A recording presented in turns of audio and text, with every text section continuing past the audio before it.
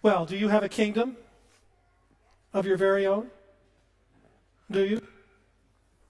I do. Some of you might be on Facebook or Instagram or TikTok or Snapchat or whatever else is, I don't know, MySpace or Zanga or one of those things.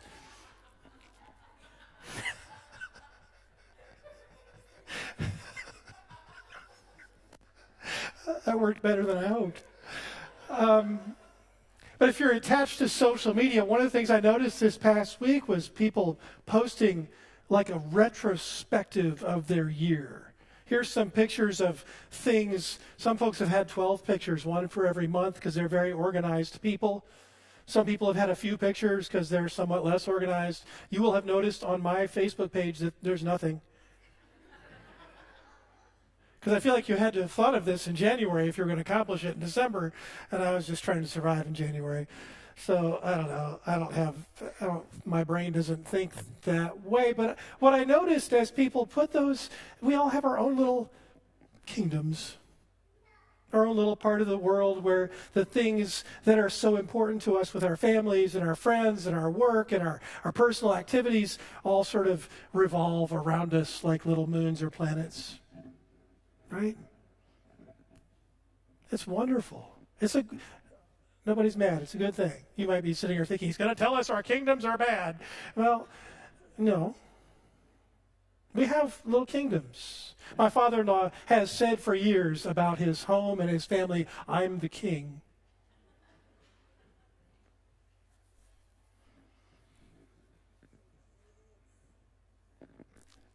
Last week, we visited Earl in his new nursing home situation because he has some dementia and he's not connecting the dots and he needs some care. It happens. He's 89. It's okay. I don't bring it up so you can feel sorry. That's not it. But one of the things you do when you visit somebody doing that is take family pictures and see if some memories pop up and you can tell old stories. Because when you can't remember the most recent things, often you remember things farther back. It's kind of objectively fascinating how our brains work in that way. And Earl's in that spot. So we had a family picture. Now, this family picture looks like the picture of the Disney cast because it's enormous, and there are 83 people in it. There are not 83, but it looks like there's like a bazillion people in this picture. Earl and Louise had 5 kids, and most of them had 3 or 4 of their own. We only had 2 because we didn't want to be outnumbered.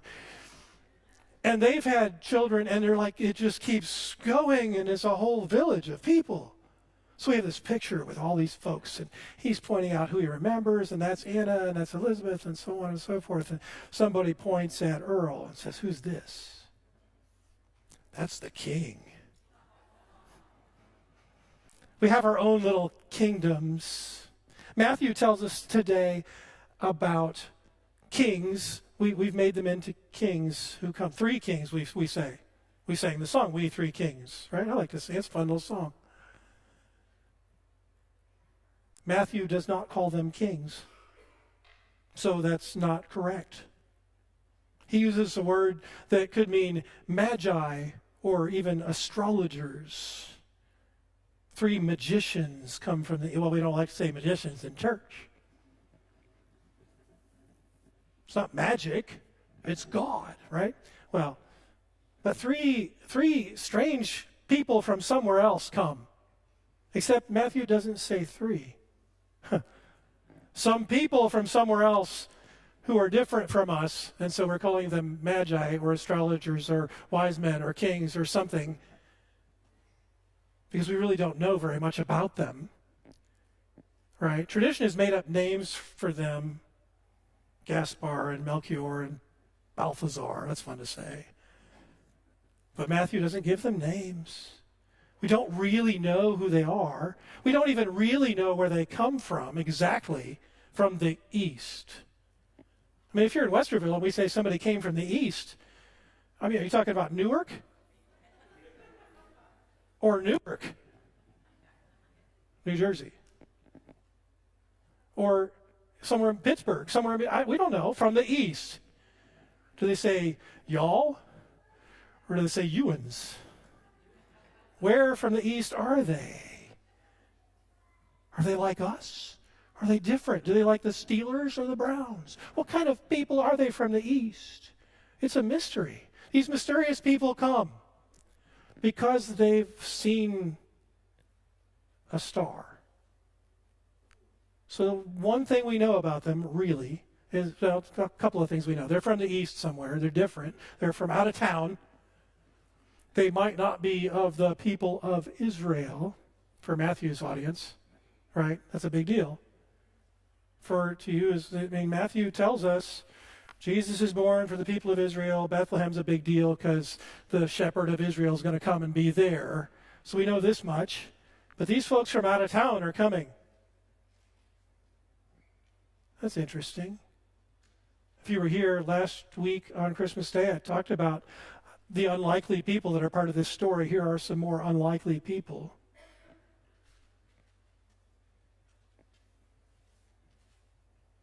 And there are some of them. We say 3 because there are 3 frankincense and gold and myrrh happen. There are 3 gifts, so there must be 3 of these magi. And it makes a nice image if we have a picture of the 3 camels with the 3 wise guys and they're doing their thing. But we don't know that they were 3. One little piece I read this past week that there might have been 300 with a group of military, like soldiery kind of folks, because they're carrying these very expensive gifts and they needed protection. And the reason Herod might have been afraid is because it looked like an invasion. But whoever wrote that made it up. We don't know. But we do this every year. We think about these magi coming and bringing gifts. In the Tuesday Advent Bible study, in one of the morning or evening, maybe both, I don't remember now, I offered that the Magi brought 4 gifts. Do you know what the 4 were? If you were in that Bible study, you do, maybe.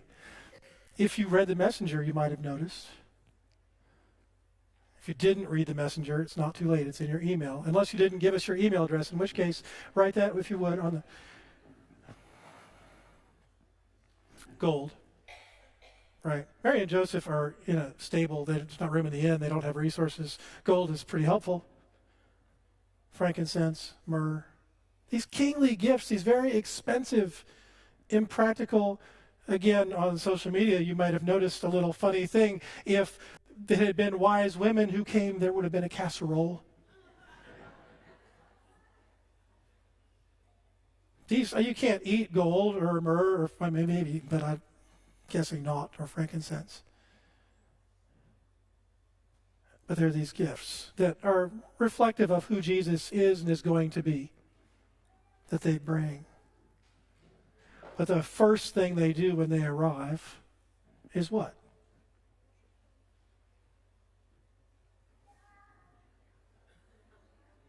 They pay him homage, right? The very first thing they do is worship Jesus.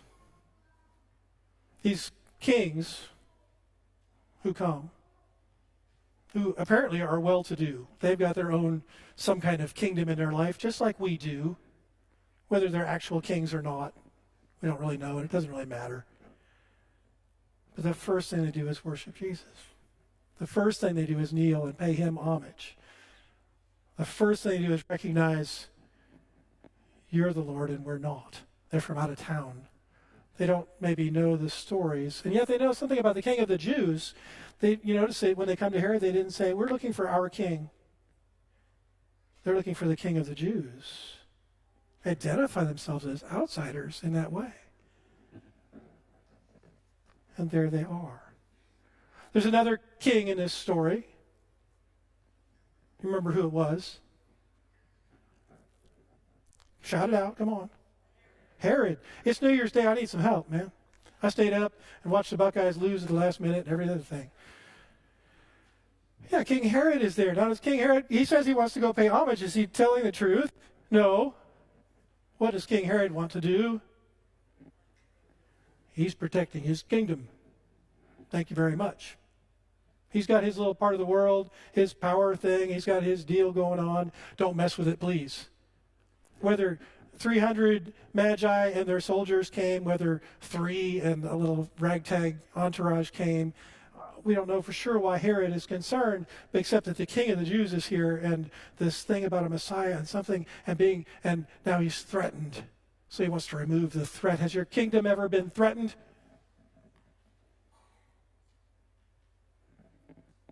Our kingdoms are threatened by so many things. Sometimes health, sometimes job changes, sometimes just other people, sometimes our own behavior, sometimes whatever else. You got your own list of what it is that might threaten your little circle of everything is just like I want it to be. Or maybe you have your own little short or long list of this is what already blew up my circle and I don't even know what my kingdom looks like because I've already lost it.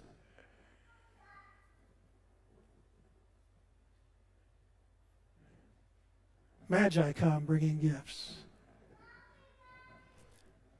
What I want us to notice most of all is, because it would be easy to say, well, we should be just like the Magi and go and bring our gifts. Yes.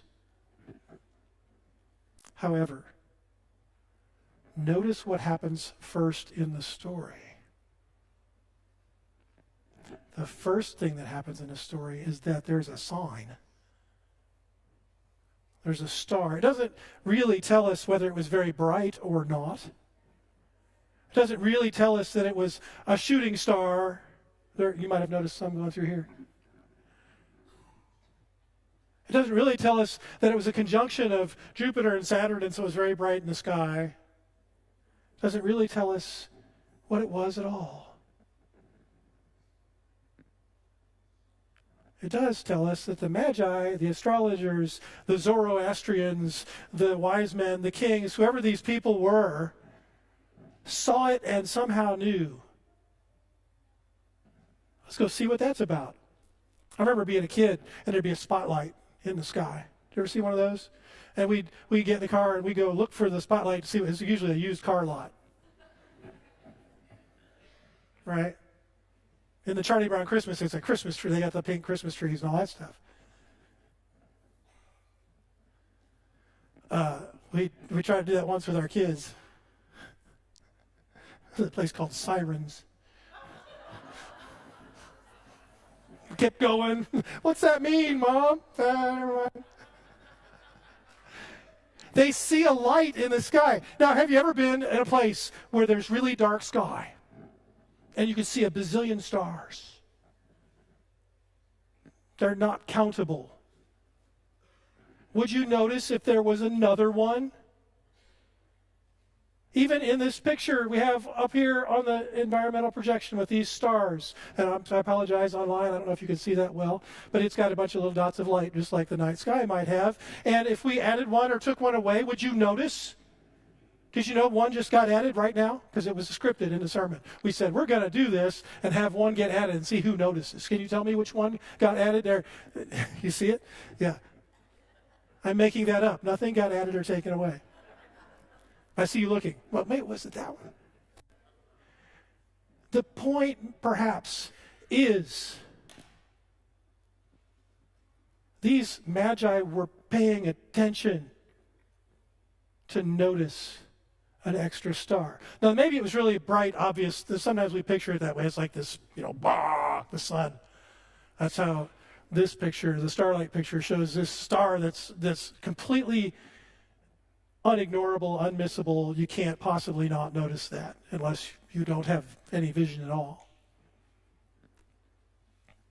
And perhaps it was that kind of star. Or perhaps it's important that Matthew tells us these are astrologers or astronomers, not astrologers like the whole zodiac thing, just people who looked at the sky and paid attention. And they noticed. But God acts first. If you don't take anything else home with you today, notice, as we are in this season when we might be making New Year's resolutions, I'm going to come to Winter Wonderland and exercise and be faster than my couch with Johnny and whoever else shows up. Johnny and Luann and Dennis, and I don't know who else is coming. Or maybe your New Year's resolution looks like whatever else. I don't know. There's a bazillion things. Most of us on our good days are thinking, well, I could do better at this or that. And somehow the calendar turning a page feels like a time to look at that. That's okay. There's plenty of jokes also about how long our New Year's resolutions last. And the only thing I would say to you about that is if you made a resolution to start doing a thing on this day, the first day of 2023, and then by the fifth day you slip and it doesn't happen, or if it was a thing you weren't going to do and it does happen, then on the sixth day, just try again. A page turns each day. I want you to notice that it starts because God puts the sign there. God puts a light for them to follow. And in this Christmas season, because it's still Christmas, friends, Christmas trees stay up until Epiphany, and that's not till Friday. In this Christmas season, God puts a light in our lives to follow. God starts this. It doesn't start with us. New Year's resolutions feel like I have to put all my effort into it and it's up to me. Yeah, we do have to put effort into it. But it doesn't start with us. And at some level, it doesn't wholly depend on us. We don't do it by ourselves. God puts the light there and calls us to it. Little starlight. It might be, do you ever notice at night, if you go outside, your shadow in the starlight? Not moonlight. Moonlight will cast a shadow. Have you ever seen starlight cast a shadow? Probably not. Because the stars are too far away and it doesn't. Stars are gentle, small, far away. We notice them. They're there. They're not overwhelming, blasting, making us do it, can't ignore it, can't even look at it kind of lights. They're just there, ready when we are to notice. So the call to us is like the call to the Magi. It's like the call to Herod. It's like the call to the shepherds.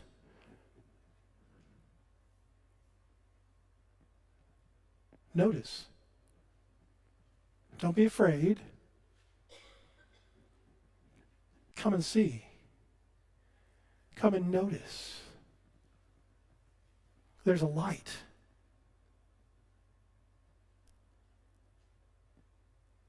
All God is asking us to do is to be curious about it. And in being curious, in coming to see what happens.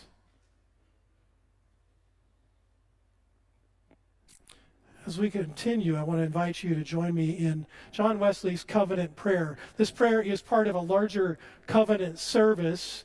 I chose not to inflict that on you today because it's lots of John Wesley, Old English kind of, it's a little hard to read and get through. But I want to draw your attention to this little light in our lives, this covenant prayer. And I'm going to ask you to pray it with me. And as we do that, I want you, the words are on the screen and they're in your bulletin, I hope. I think they're in the bulletin. Yeah, I should have looked. It's been a week. So you can take them with you as well. You might want to look at them again later and really pay attention to what we're saying to God in this prayer. Would you pray with me? I am no longer my own, but yours. Put me to what you will. Place me with whom you will. Put me to doing. Put me to suffering. Let me be put to work for you or set aside for you, praised for you or criticized for you. Let me be full. Let me be empty. Let me have all things. Let me have nothing. I freely and fully surrender all things to your glory and service. And now, O wonderful and holy God, Creator, Redeemer, and Sustainer, you are mine, and I am yours. So be it. And the covenant which I have made on earth, let it also be made in heaven.